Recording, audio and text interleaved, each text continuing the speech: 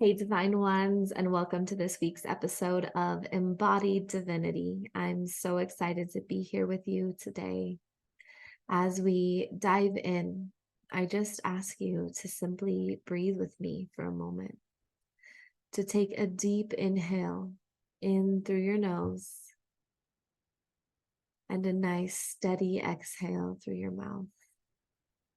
And as you come into alignment with your breath, feel the power that is this present moment, that is in choosing to be here now. As you listen or watch this episode, as you hear my voice vibrate in your ears, as you feel the energy of love present here, sink into the here and now. Let go of any moment that came before this one. Let go of any ideas of the future and simply sink in to the here and now. So we wrapped up a beautiful series on the chakras. And last week we talked about really fully coming into alignment and what it looks like to live from that place of alignment.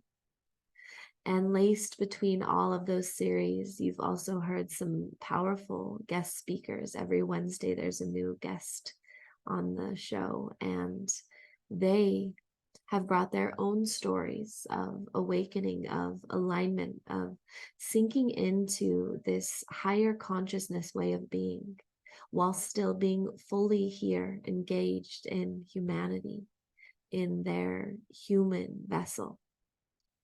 And that's where I want to talk about today, is what it looks like to be completely enamored by the here and now, to be in complete acceptance of what is here now, and using clock time rather than psychological time, as Eckhart Tolle talks about, to move through this experience, but to find more and more investment into the here and now and into what is, rather than taking a step out of psychological time to be present, really eliminating all psychological time and simply being present and using clock time to live life.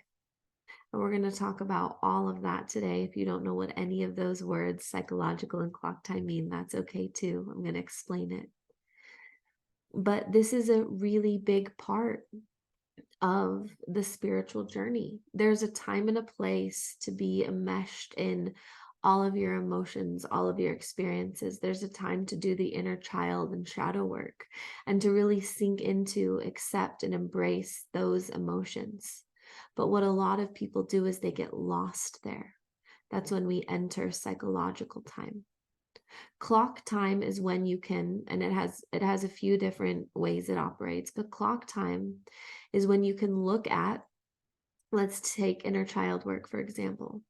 You can look at your inner child, the things that your child experienced, that you experienced as a child, and you can learn and grow from those things. You can reparent that inner child to come more into alignment with your new and current beliefs of worthiness, love, high vibration. But you sink into psychological time when you live there, when you can't let go of the anger, when the anger, the pain, the trauma controls you, when it makes your decisions for you. That is psychological time. Clock time is witnessing it, knowing it, learning from it, but bringing that all into the present moment, into the now, and being able to say, yes, this happened, and in this present moment now, I'm reparenting that inner child. I'm creating new programs, new belief systems. Clock time is really amazing for goals and dreams. You can have these aspirations. You can meet a goal, but then come back to the present moment to plan, to take action, to sit in that energy of what you would like to create. But psychological time is when you get lost in it, when you become obsessive, when you miss out on the memories, the experiences, the heres and nows, the people who are in front of you here and now, the tree that is outside on your walk, all of these things, because you're so enmeshed in getting to the destination that you can't enjoy the journey. That's when you enter into psychological time. We can bring all of our experiences of the past and all of our desires for the future into the here and now. That's how the ego works. We're never trying to kill the ego. We're never trying to create an ego death. We're trying to constantly lead from our higher selves and allow the ego and the mind to work for us rather than against us. We don't live from thought. We live from our heart-centered beingness. Thought isn't what creates new realities. There's a difference between knowing, K-N-O-W, know, with the mind, with the ego, with the past experiences, and knowing with G-N-O, Gnostic, a deep inner knowing. I can be with someone and I can use my human knowing to take all of the different patterns of what I've seen from their behavior, what I know about that behavior, to create a projection of what I think they'll do. And we do that a lot. Oftentimes it's a trauma response of collecting all the information on somebody's patterns, words, and such, and creating a projection on their identity. We can certainly do that. And in some instances, it's very helpful. But what's even more in alignment is going from the knowing, G-N-O, and not basing your perception of someone off of anything in the past or any perceived patterns of the future, but taking them as they are here and now. Something I like to call clean energy is when we can hear something about someone and then let it go, not take it into tomorrow with us. We can trust our discernment and our GNO knowing enough to know, to intuitively know that their energy is something we're in alignment with or not. But when we take someone's constant past patterns and we never let them let go of it, we're also making it harder for them to change and step into a higher frequency. It's why when I do couple sessions, I always tell my couples, never talk about your relationship with anyone except for someone you trust as an expert, because that's where people dive into psychological time and even let other people's psychological time project onto them. For example, if you're in a relationship and you're going through something hard, and let's say maybe you chat with your best friend or your mom or one of your parents about your spouse and just talk about all these negative things that are happening in this moment. A lot of people call this venting. The other person holds that image unless they're healed and aware enough to be able to let go of that perception. They hold that image. And even though it was just one hard moment in your relationship, in that other person's mind, because they don't know all the good or all the circumstances, they just know that one story, they hold on to that story and continuously project that onto your relationship and the other person, even if it's only subconsciously.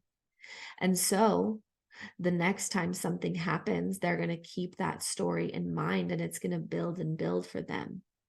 Whereas if you go to somebody who is aware and trained in clean energy and being able to be unbiased, they can see that that was just one small experience in your relationship, and they're not going to judge and hold it against the other person for a lifetime. They're going to help you work through it and then let it go. It's the same thing when I have couples who choose to stay together, or even friends. Maybe one person's betrayed the other or hurt the other. And I say, it's absolutely valid to feel your feelings about this, to be able to take the time you need to process this. But if you're going to choose to stay in this relationship, you have to honor that that's something you're choosing. And if you commit to choosing that, you can't continue to hold this betrayal over their head, because then they'll never be able to move on from the energy either. You're both stuck in psychological time. Now you can come back to present moment awareness and clock time and saying, I'm aware that this person has these tendencies that led to betrayal. And I am aware that I chose to continue this relationship. So I'm going to keep my heart open, and I'm going to be heart centered and trust my inner knowing, GNO, that if I need to take steps to bring up this conversation, take steps to go into a heightened state of awareness, I will. But if I don't have those inner knowings, then I am going to trust that this person is changing the way that they say they are, because we can only trust what's here and now. And we can allow life to unfold and trust that our inner knowing and intuition will guide us along the way. People get really lost here because they're so used to their perceived control. They're so used to allowing their mind, based on past perceptions or future projections, to make decisions for them. And they miss out on a whole lot. It's the people that go to the restaurant and order the same food every single time because they know they like it, rather than going into a new experience, not based on what happened yesterday or a year from now, but saying, I don't know if I'll like the lasagna because I'm approaching this day as if I've never had it before. And I'm tuning in to what I desire here in this moment. It's why a lot of times boxes and labels and attachments, judgments, stereotypes keep us collectively stuck in psychological time. Many people carry beliefs with them that have been passed on generation after generation, never once questioning it, whether it's in alignment with their own unique individual ideas. And so it's from coming back to the now, really embodying your divinity in this human body, trusting that you do have a deeper, a higher knowing that will guide you if you can let go of all of these thoughts that were created in the past or living in the future, and instead be here and now. And the place that I have everyone start with this is coming back to the breath, just like we did at the beginning of this episode. Allowing ourselves to consciously be in alignment with our breath each and every day as often as possible. Breathing in and out and being so intentional about our breath that we do breathe deep and slowly. We're not so caught up in whatever we're doing that we can't be present with it. Whether you're working, when I channel, when I write, when I'm in front of a client, I can still be in alignment with my breath. It's why I often talk at a slower pace on these in front of clients when I'm with people in person. I'm not trying to get all of my energy out. I'm not in this super hyper fixated need to get it out. I'm allowing the words, the energy, the movement to flow through me because I'm in alignment with my breath. I'm fully here in my body. And what I mean by I am fully here in my body is universal consciousness, the greater I am, the deeper knowing am here present in this physical vessel. I'm not my thoughts or my mind. I'm not my past. I'm not my future. I am here now, fully experiencing all of it. And you'll notice this is not something special about me.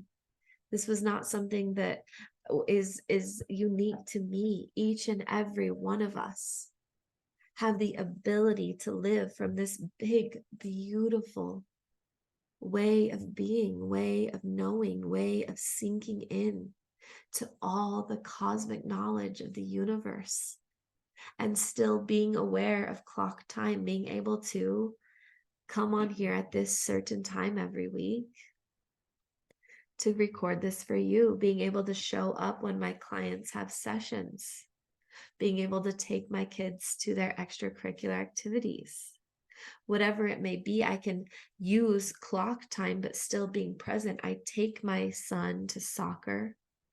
And as I'm driving, as I'm speaking with him, as I'm witnessing him play, I'm fully present of all of it. Whether it's the steering wheel under my hand and hearing his voice in my ear, feeling the air from the car blowing on me, hearing the sounds of the world outside of the car. I get to be engaged and present with it all, fully there in the moment. I'm using clock time, knowing I have to get there at a certain time. But I'm not creating stories or projections about what the future may look like. I'm not sitting there on the drive thinking, is he going to do good in soccer? Is he going to have a great day? Am I saying all of the right things? I'm just driving him to soccer. I tune into clock time. I come back to the present moment. I tune into clock time. I come back to the present moment. I don't let psychological time, all of the stories and the projections take over.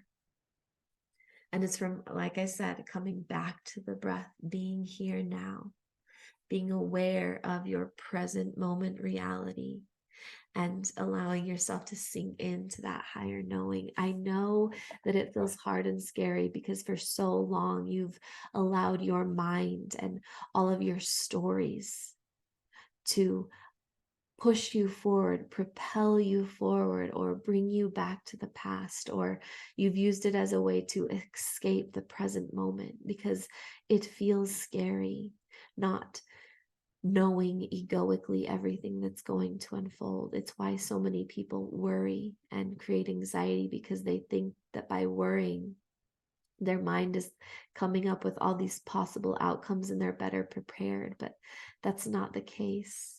Worry doesn't solve anything. It just takes us out of the present moment. It takes us out of that really beautiful, clean energy. If you see someone as sick and all you do is worry about whether they'll get better, whether they're going to pass, whether they're going to suffer, you're not really doing anything beneficial for them or you. But if you come back to the present and you understand that this person is experiencing illness, and you understand that you can hold them in the highest light, that you can be a strength for them. And maybe Spirit will say a prayer. Maybe Spirit will say, take them some crackers and ginger ale. Maybe Spirit will say, take them this beautiful high vibrational music. If you're stuck in the worry, you miss out on those intuitive knowings of how to create action and be present with the experience.